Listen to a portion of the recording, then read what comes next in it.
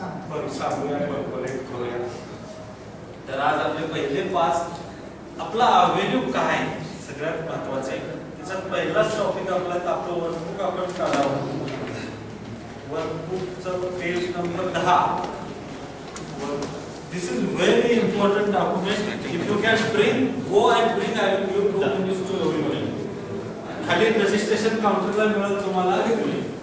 कारण हे सगळा खेळ ह्याच्यावरच आहे. तुमच्या केसमध्ये तर आहे आणि सगळीमध्ये तर आहे. ह्याच्यावरच आपला मीटिंग चालणार आणि ह्याच्यावरच आपल्याला नोट्स काढायचं. हे आज आणि उद्या कंटिन्यू तुमच्याकडे ठेवायचं. उद्याच्या सेशनला ह्याच्यावरच आहे. आणि हे सुदीर्घ खूप कष्ट करून केलेले, बऱ्याच लोकांशी चर्चा करून युवा गव्हर्नर हायली स्टडीड पर्सन आणि त्यांनी खूप चर्चा ओळखून करून हे वर्कबुक तयार केलेलं आहे. दिस इज अ जनरलाइज वर्कबुक. पण आपण ही जनरलाइज फ्रेमवर्क मेंबरशिपसाठी कशी वापरायची हे आज आपण शिकणार आणि मेंबरशिपचे गोल्स वगैरे आपण कशी अचीव करायची, काय करायची, ह्या 2 दिवसाच्या 2-2 तासाच्या ब्रेकआउट सेशन मध्ये बोलणार आहोत. उद्या 2च प्लेनरी सेशन आहेत. एक मेंबरशिपचा आणि एक फाउंडेशनचा. म्हणजे तिथं भाषण 30-30 मिनिटाचे 2च होणार आहे.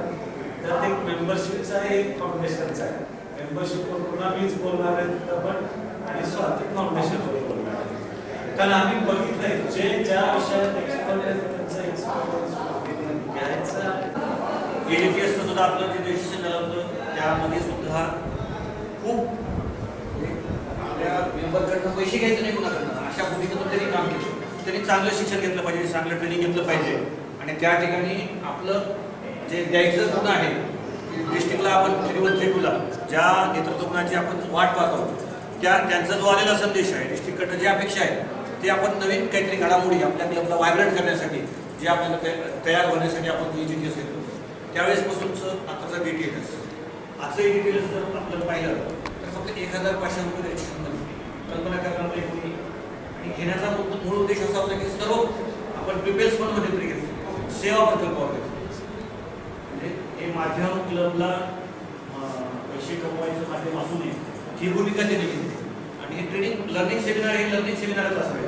कुठल्याही क्लबने याच्यामध्ये फंड या अशा कार्यक्रमाच्या तुम्हाला अनेक कार्यक्रम फंड आपल्याच मेंबरकडनं आपणच पैसे कमवायचे हे त्यात काही मोठेपणा नाही असं त्या भूमिकेतून त्यांनी लर्निंग सेमिनारची योजना सुद्धा अशाच पद्धतीने आजची राबवली आहे. आज आपण बघत असाल आज हे तुम्ही नाव सांगावं, किती वर्ष रोटेरियन आहेत हे सांगावं आणि तुमचा प्रोफेशन काय आहे ते मी क्लासिफिकेशन आपण ज्याला आपण म्हणतो ते क्लासिफिकेशन तुम्ही सांगावं आणि त्यानंतर मी पुन्हा एक 5-10 मिनिट प्रस्तावना करतो व्हॉट इज दिस ॲव्हेन्यू आणि मग विल गो पॉईंट वाईज. आपल्या निधी सुधीरनी खूप छान प्लॅनिंग केलं. म्हणजे गेल्या माझ्या जवळपास 40 वर्षाच्या रोटरी करिअरमध्ये म्हणजे व्हेरी फ्यू गव्हर्नर म्हणजे ज्या ट्रेनिंगवरती ते भर देतात त्याच्यापैकी सुधीर एक आहे.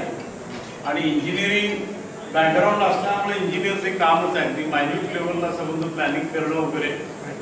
ते मला जेव्हा त्यांनी पाठवली संबंध माहिती तेव्हाच मी त्याला कॉम्प्लिमेंट दिले की ग्रेट म्हणजे खूप काम आपल्या सगळ्यांचं सोपं केलं. लक्षात घ्या फक्त प्रश्न काय आहे आपला उत्साह आपण टिकवला पाहिजे.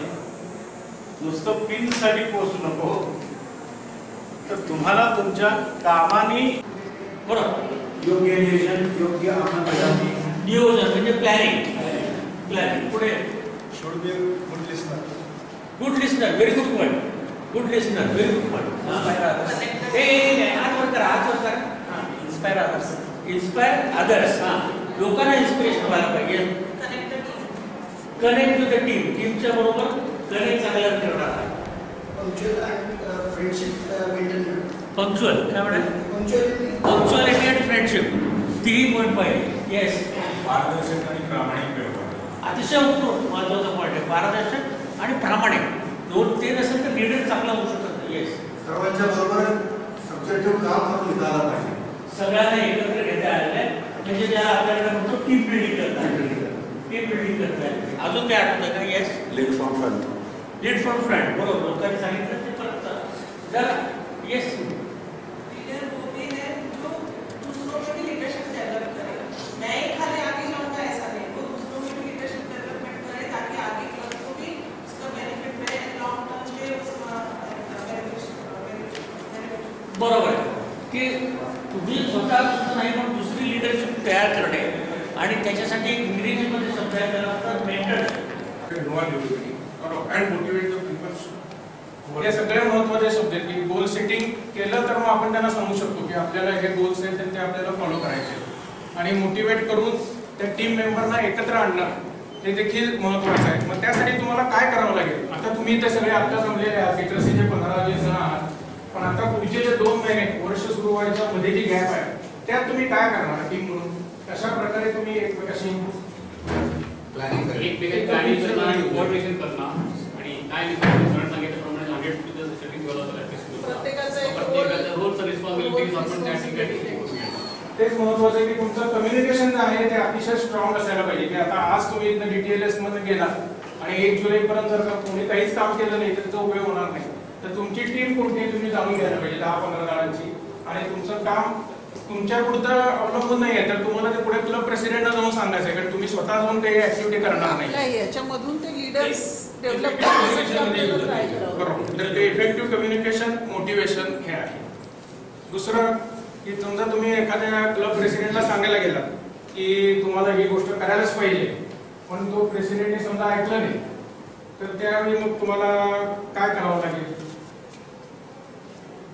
काही ठिकाणी अशी कंडिशन होऊ शकेल की तुम्ही बऱ्याच वेळा सांगताय हे होतंय तसं होतंय पण त्या प्रेसिडेंटची इच्छा नाही आहे तर त्यावेळेला समजा कॉन्फ्लिक्ट व्हायची शक्यता असते किंवा काय एक्झॅक्टली त्यावेळेला हे होईल? पहिल्यांदा आपला रूट कॉज काय नेमकं काय तो प्रेसिडेंट इच्छुक नाही आहे त्याचं कारण आपल्याला काढून घ्यावं लागेल आणि एक अतिशय थोडंसं म्हणजे अंडरस्टँडिंग नेचरमधून त्यांना समजून घेऊन त्या ठिकाणी त्यांना मोटिवेट करणं.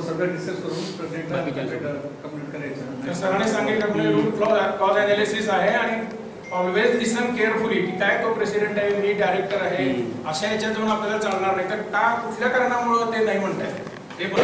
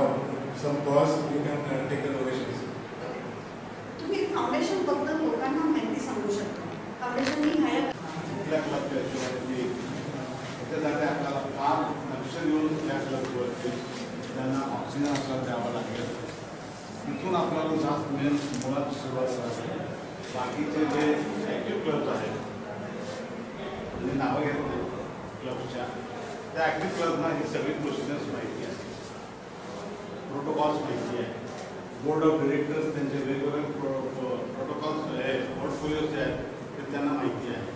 तर हे सगळं आणि विशेष म्हणजे मोठे क्लब जरी असले तरी बोर्ड ऑफ डिरेक्टर्स आपण सिलेक्ट करतो. त्या बोर्ड ऑफ डिरेक्टर्सच्या मॅक्सिमम म्हणजे 50% of the board of directors doesn't know what is their portfolio. which avenue they belongs to. Unless and until assembly असेल किंवा काय असं installation प्रोग्राम